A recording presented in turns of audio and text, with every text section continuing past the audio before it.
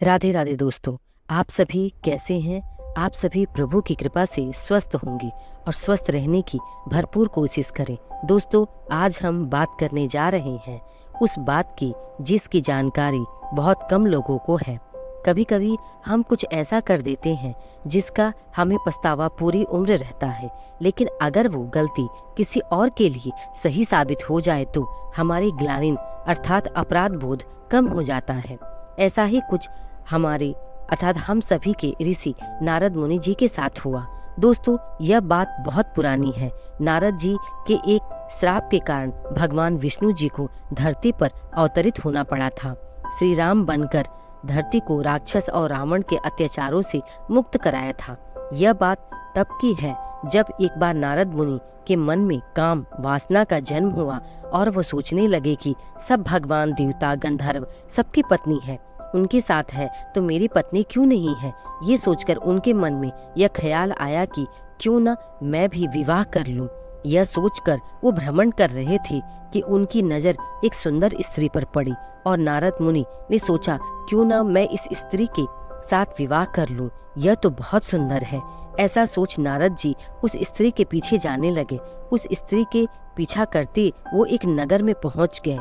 तब उन्हें पता चला कि कन्या अर्थात उस लड़की जिसका वो पीछा कर रहे थे, नारद जी उस नगर अर्थात शहर में पहुंची और वहां की राजकुमारी है और उनका स्वयंवर कल ही होना है। यह सोचकर वो उस महल में पहुंची।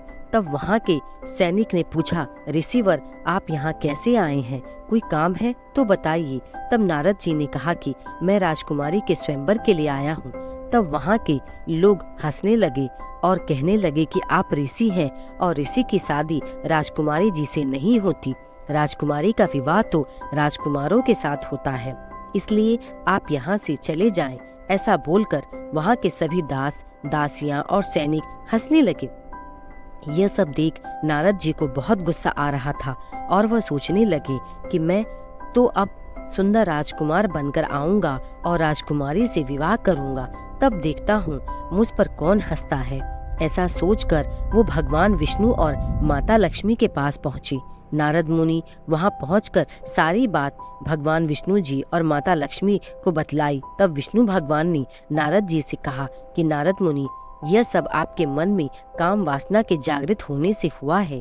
यह कुछ क्षण के लिए है। ऋषिवर आप अपने ऊपर नियंत्रण रखिए। आप ब्रह्मचारी हैं, आप गलत रास्ते पर जा रहे हैं।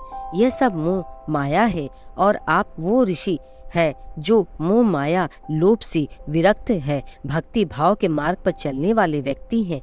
लेकिन नारद जी विष्णु भगवान की एक भी बात नहीं मानी और कहा कि मैं अपनी बुद्धि के बल पर यह निर्णय लिया है, इसलिए भगवान आप मुझे अपने जैसा सुंदर बना दीजिए ताकि मैं राजकुमारी से विवाह कर लूं। लेकिन विष्णु जी समझाते रहे पर नारद मुनि नहीं माने। तब उन्होंने कहा कि मैं आज तक सिर्फ आपकी पूजा की है, उसके फलस्वरूप आप मुझे सबसे सुंदर बना दीजिए। तब विष्णु जी चुप हो गए और कहा कि जाइए, आपका भला हो। नारद जी खुश होकर अगले दिन स्वयंवर में पहुंचे।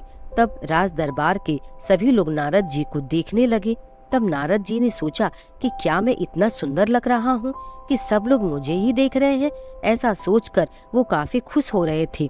उतने में राजकुमारी अपने हाथों में वरमाला लिए आई और सब राजकुमारों को देखने लगी। नारद जी अपने उत्साह में अर्थात खुशी में राजकुमारी जी के पास चले गए और उन्हें घूरने लगे। तब सैनिक ने उन्हें दूसरी जगह बैठा दिया और कहा, खुद को देखो, राजकुमारी जी के पास जा रहा है, वो कितनी सुंदर है और तू ऐसा कहकर वहां से चला गया। तब नारद जी ने सोचा, मैं तो इतना सुंदर लग रहा हूँ, ये ऐसा क्यों बोल रहा है। ऐसा सोचकर वो फिर राजकुमारी को देखने लगे। राजकुमारी उनके पास से निकलकर दूसरी ओर चली गई और दूसरे राजकुमार को वरमाला पहना दिया। यह देख नारद जी क्रोधित हो गए और कहा, देवी, मैं इतना सुंदर राजकुमार हूँ, आपके सामने हूँ और आप कैसे दूसरे राजकुमार को वरमाला पहना रही हैं? मेरी सुंदरता आपको क्या नहीं दिखाई दे रही है? तब राजकुमारी जी की दासी ने कहा कि तुम और सुंदर, अपना मुख तो एक बार देख लो। ऐसा कहकर सभी सभा के वहाँ सभी सदस्य हंसने लगे। तब नारद जी ने अपना मुख अर्थात चेहरा दर्पण में देखा। उनका मुख एक बंदर की भांति लग रहा था। तब नारद मुनि क्रोध में भरकर विष्णु भगवान के पास पहुंचे। वो इतने गुस्से में थे कि उन्होंने न ही उन्हें प्रणाम किया, न ही अच्छी तरीके से बात की। नारद मुनि गुस्से में भगवान विष्णु जी को श्राप दे डाला कि जिस तरह मेरी राजकुमारी को कोई और लेकर गया है, उस तरह आपकी पत्नी को भी कोई और लेकर चला जाएगा, और इस बंदर मुख जो मुझे आपने दिया है, वही बंदर की सहायता से आप अपनी पत्नी से मिल पाएंगे। जितनी पीड़ा मुझे हो रही है, उतनी ही पीड़ा आपको भी सहना पड़ेगा। यह सुनकर विष्णु जी मुस्कुराए और कहा, मुनिवर, आपका श्राप मुझे स्वीकार है। ऐसा कहते ही मानो नारद मुनि की किसी निंद्रा से जाग गए हों। तब उन्हें ये एहसास हुआ कि उन्होंने यह क्या कर दिया।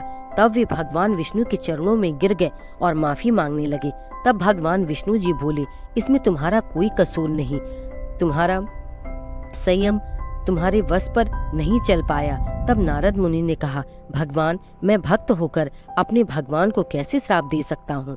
तब भगवान ने कहा, नारद, यह सब मेरी ही लीला है। मैं जान गया था कि तुम्हारे ऊपर काम हावी हो गया है। तुम्हें इससे बाहर लाने के लिए मैंने यह लीला रची। वो राजकुमारी कोई और नहीं, वो देवी लक्ष्मी जी है, और जिसके गले में वो वरमाला डाली, वो राजकुमार मैं था। यह सब तुम्हें काम वासना से निकालने के लिए किया गया था। तब भगवान विष्णु और माता लक्ष्मी के चरणों में बैठकर नारद मुनि माफी मांगने लगे और कहा, प्रभु, आपने मेरे भले के लिए इतना सब किया और मैं मूर्ख आपकी ही इतनी बड़ा श्राप दे डाला। प्रभु, मैं कैसे इस अपराध से निकल पाऊंगा। तब विष्णु जी ने कहा, नारद, तुम्हारे श्राप की वजह से ही मैं त्रेता युग में श्री राम का अवतार लूंगा और रावण का वध करूंगा। हर कार्य के पीछे भगवान की ही इच्छा होती है। ये श्राप भी तुमने मेरी ही इच्छा से दिया है। यह सब तुम्हें मैंने ही करवाया है।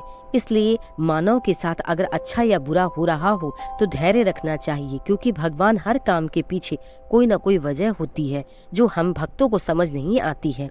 दोस्तों, नारद मुनि के श्राप से सीता जी का हरण हुआ और हनुमान जी की सहायता से ही श्री रामचंद्र जी ने रावण का वध किया और सीता जी सुरक्षित उनके पास आई। दोस्तों, संकट आने से कभी घबराना नहीं चाहिए, बल्कि भगवान पर भरोसा रखना चाहिए कि सब अच्छा होगा। दोस्तों, आपको मेरी यह कहानी कैसी लगी? अगर अच्छी लगी हो तो प्लीज़ मेरे चैनल को लाइक, शेयर और सब्सक्राइब करें। प्रेम से बोलिए राधे राधे।